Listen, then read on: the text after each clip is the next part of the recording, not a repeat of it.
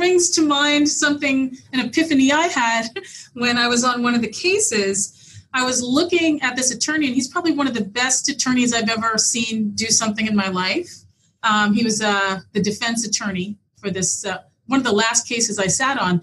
And I was thinking, he must cost a lot of money. This isn't a malpractice case. So how does one pay for something like this?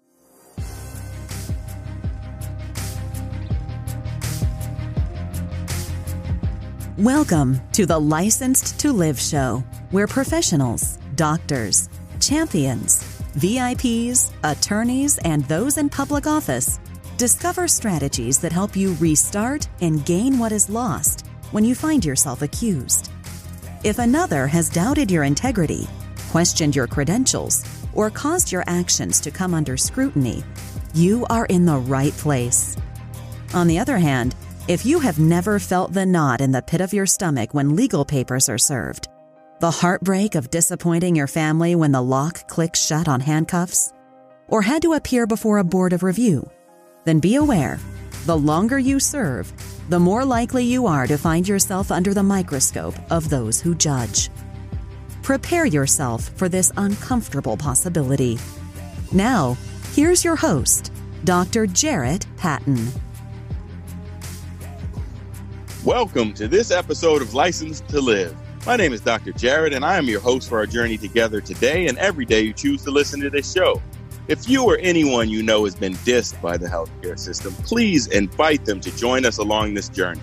Just go to your favorite podcast distributor and subscribe to the Licensed to Live show.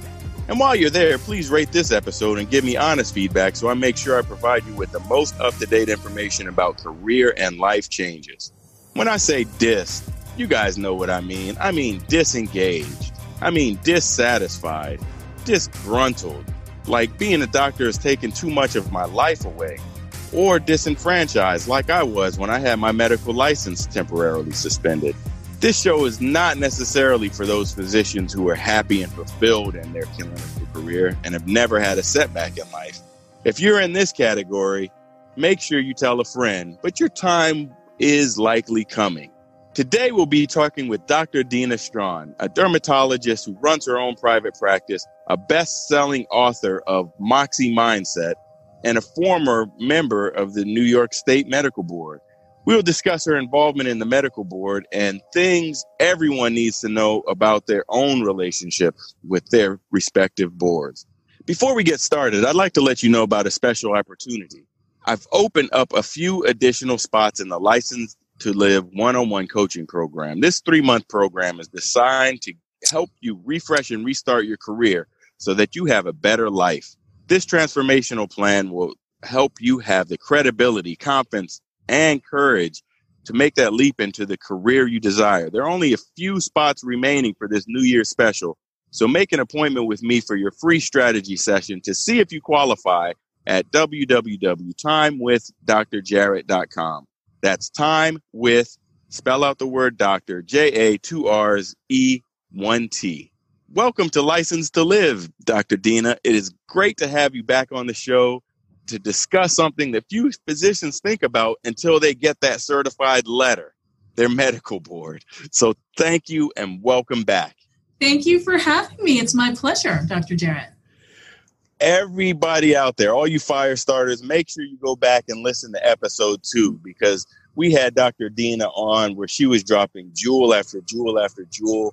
She was also discussing her book, Moxie Mindset, and she was also gave her story about when she was dissed during her residency. So make sure you take a look at the show notes and you have a direct link to episode number 2.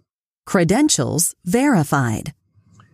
Today, Dr. Dina, we're going to focus our conversation on the medical boards. And we know that the medical boards in general are designed to protect the public and not necessarily the physician. And this is something I find many people have misconstrued. People think that the medical board may have your back as a physician, and this is not necessarily always the case. How did you get involved with the board? Well, it's funny, Dr. Jarrett. I didn't even really know what a medical board was when I was starting out my career. I mean, I'd heard of the medical board, but I didn't really have an understanding of what they did. So I had answered a query where they were looking for specialist consultants to review cases for them. And I was an employed physician at the hospital at the time. And I said, oh, this could be interesting and I could make a little money on my couch. And what is this? I was curious. So I threw my hat in and they sent me this case. It was interesting and I got to use other parts of my expertise, and I did the little consultant thing and sent them back the case and my invoice. I had to do some calls with them, about the details and any further questions they had. And then the director of the medical board took the phone from the receptionist and said that I should think about joining the OPMC. He was an older gentleman, and he said that, they needed more young people, they needed more diversity. He says it's just old white guys like me, and we need, people, smart young people like you, and women, and people of color. And, it was like that paternal thing. And I was like, okay, Daddy, like in my mind, I'll apply if you want me to. That was just like my response,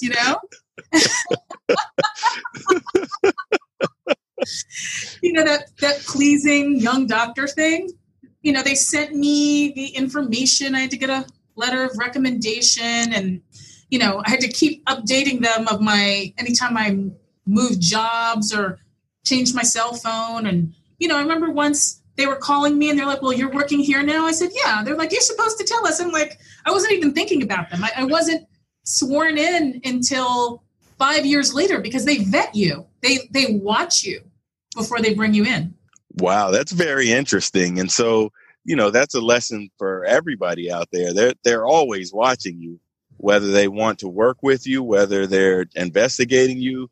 It doesn't matter. They're always watching. And so it really took nearly 5 years for you to actually take your position on there just to make sure everything was on the up and up. That's something I didn't know. Yeah. And then they train you for years because they're all different types of cases. There are 40 different types of misconduct in New York State.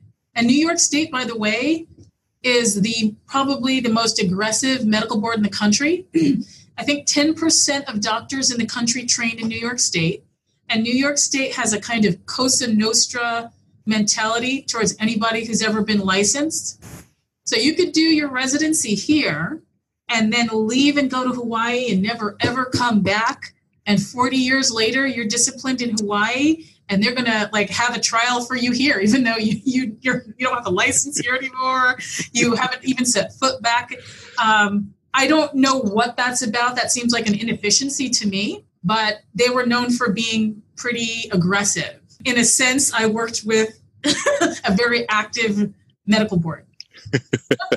And I'm sure you've seen lots of different things because, I've heard people tell me different things like, they were under investigation because they didn't document their CME properly, which is, to me, seems like a relatively minor offense, and you can probably get that sorted out and you get it all taken care of. But then there are things that are also much more serious that could be perhaps like a felony conviction.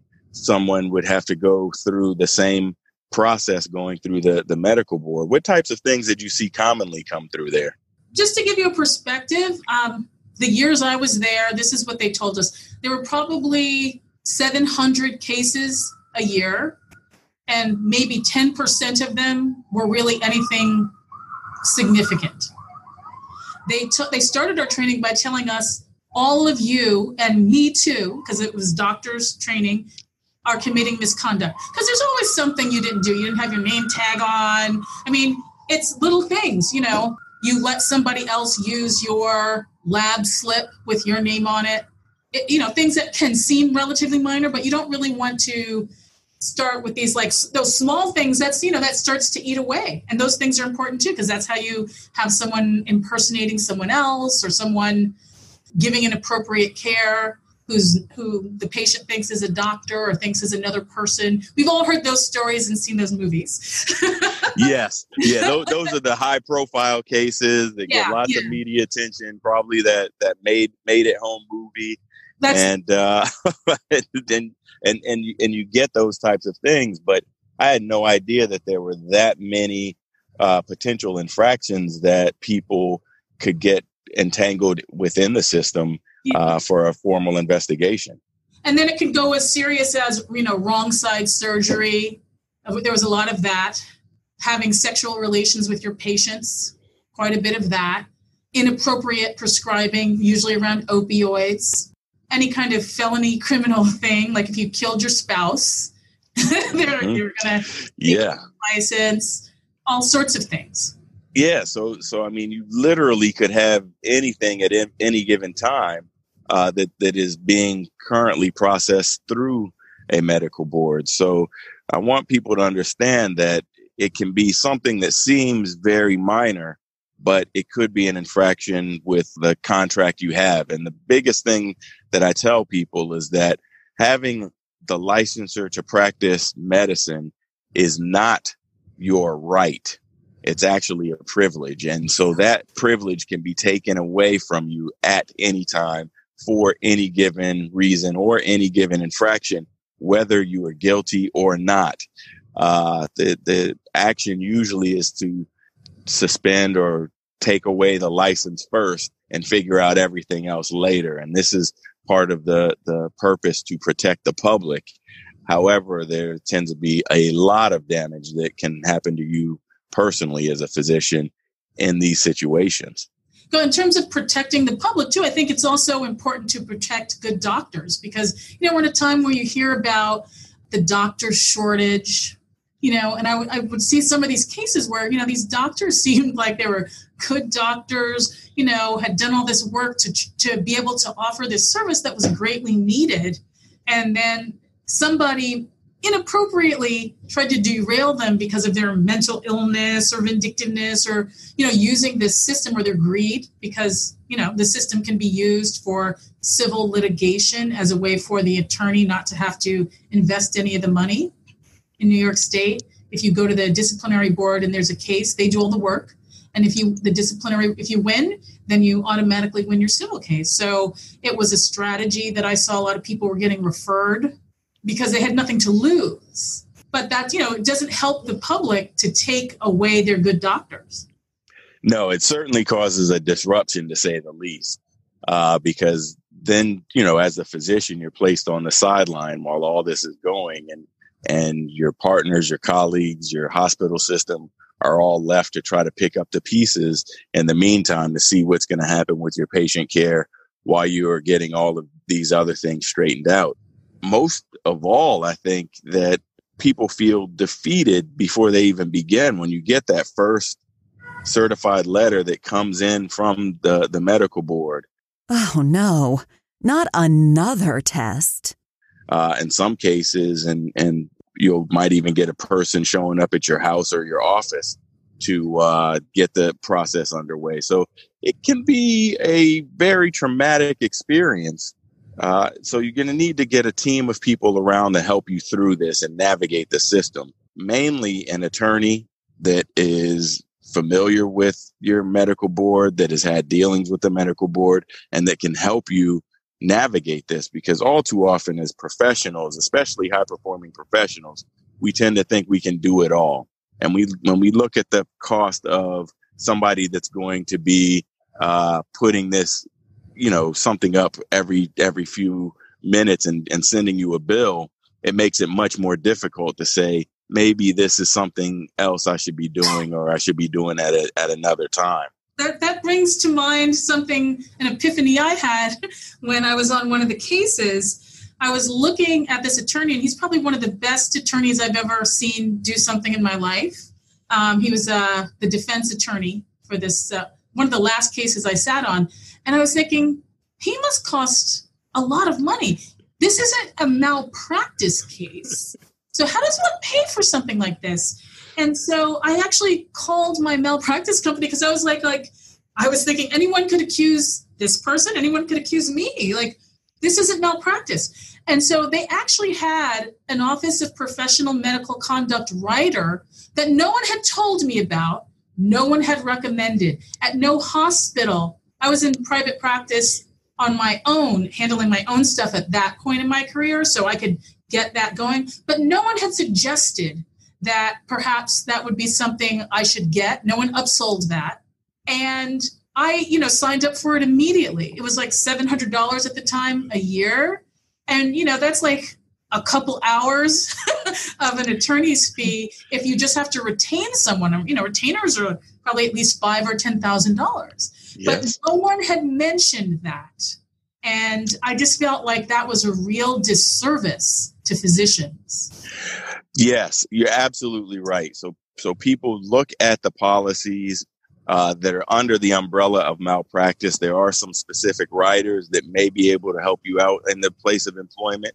But if not, you may want to look into some insurance on your own, especially if you're in a higher likelihood to get caught up in the system like that. So that's a very great point, Dr. Dina, that people often don't know about because it's a totally unfamiliar concept what the medical board does because we're not really trained on it in medical school, don't really learn much about it in our residencies. And then when we're out in practice, and hopefully you never learn anything about it other than filling out the paperwork.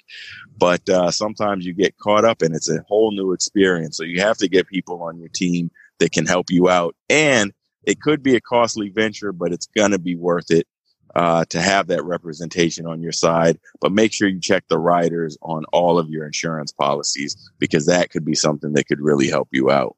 Dr. Dina, what caused you to decide you wanted to leave the medical board? I was sitting on a case. Until then, there are just so many levels of the work that you do on the medical board. So they have different types of cases, different types of decisions. And usually I would get like a phone book sized document package, when I was being called in for duty. And, one day I just got a little envelope and I was like, yes, I don't have to read all this stuff. But I didn't realize that I was going to be generating the phone book with my time. I was just getting called in earlier. So when I was in private practice, solo practice, it was during the recession. So every time I would go and have to commit a whole day, I was losing all my gross revenue. I had employees. And the case I was on, it was feeling like it was one of those things where somebody was gaming the system. And it was very easy the way it was set up that, the doctor was guilty until proven innocent. Mm-hmm. And that everybody had the right to be heard and their day in court. And I was actually feeling exploited as well because, it seemed like there was an aspect of gaming the system. And I just didn't feel like it was, and I looked around the room and I was like, the only people not getting paid to be here are the doctors. This poor doctor who I thought was unfairly being brought up, we had to do the due process, but it seemed like it was, it was a grift. And then, here I am giving really tens of thousands of dollars of my time so that people could easily be heard. And I felt a little bit like there should be a little bit more screening, before we go through all this. And I understand we need to protect the public, but I felt like duty done, but I was sort of I felt like I was giving too much because it was hurting me. Wow, that's impressive because I imagine there is quite a bit of responsibility to be a member of medical board and reviewing all of these cases. So it takes your time and you see the other side, and it's a side I've certainly seen personally.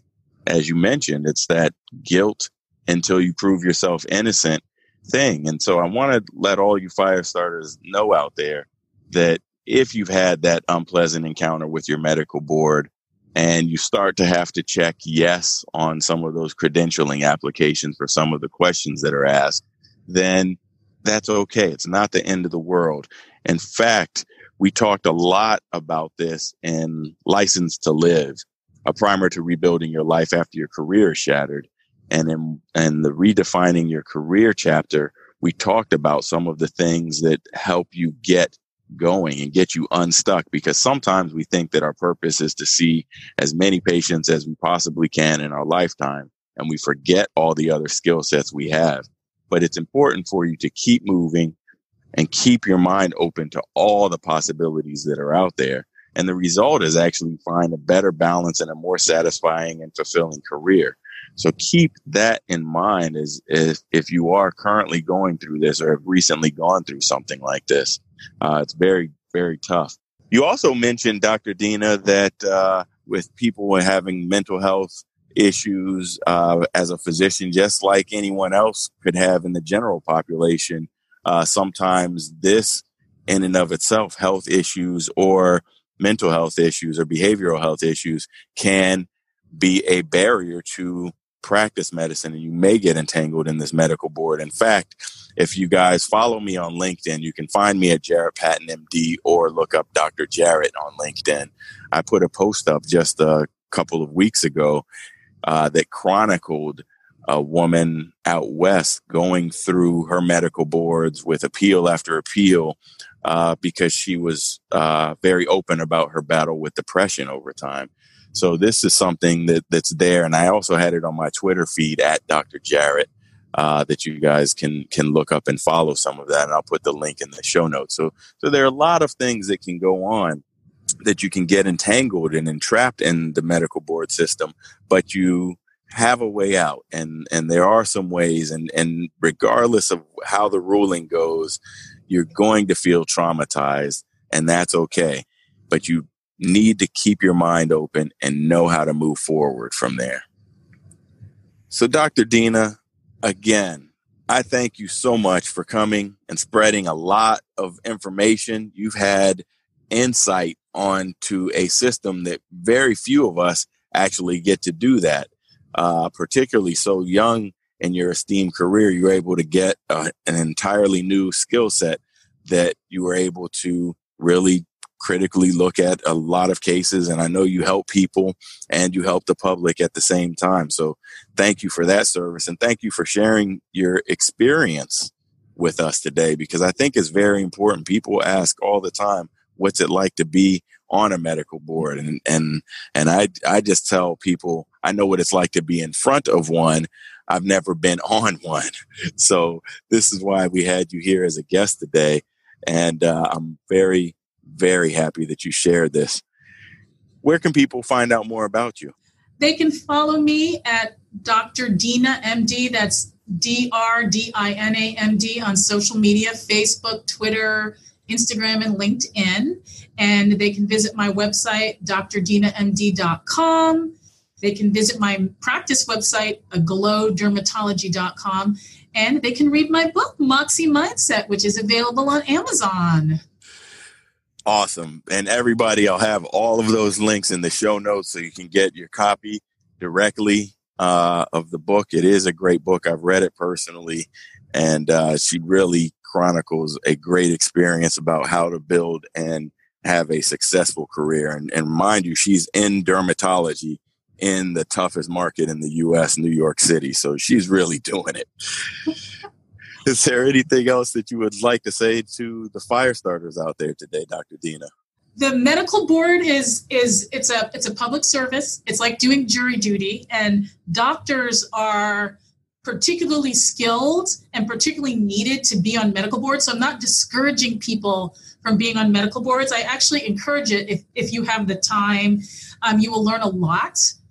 It was very helpful for me in running my practice, in dealing with people in certain situations like hospital administrators who might put pressure on you to do things that would get the doctor in trouble, but they don't care. You can, I always come back. I said, I was on the disciplinary board for the state, and no, I'm not doing that. So it's actually can be very helpful. And other than seeing patients, we have a lot to offer. So I think it's something that doctors should look into doing. Dr. Dina, thank you for being on the show once again. It's always a pleasure having you on the show. You have so much to offer us, and we hope we'll find some reason to bring you back on again in the future. I think it was my pleasure. Always a pleasure, Dr. Jarrett. Final judgment. Licensed to live. Remember, fire starters, if you or anyone you know has been disengaged, dissatisfied, disgruntled, or disenfranchised with healthcare, please invite them to join us along this journey. Simply go to your favorite podcast distributor and subscribe to Licensed to Live.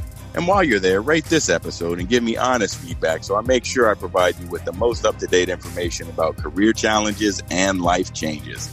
And don't forget to pre-qualify for the License to Live one-on-one coaching program by making an appointment now at timewithdrjarrett.com. That's time with, spell out the word doctor, J-A, 2 R's, E, 1 T.com. See you next time.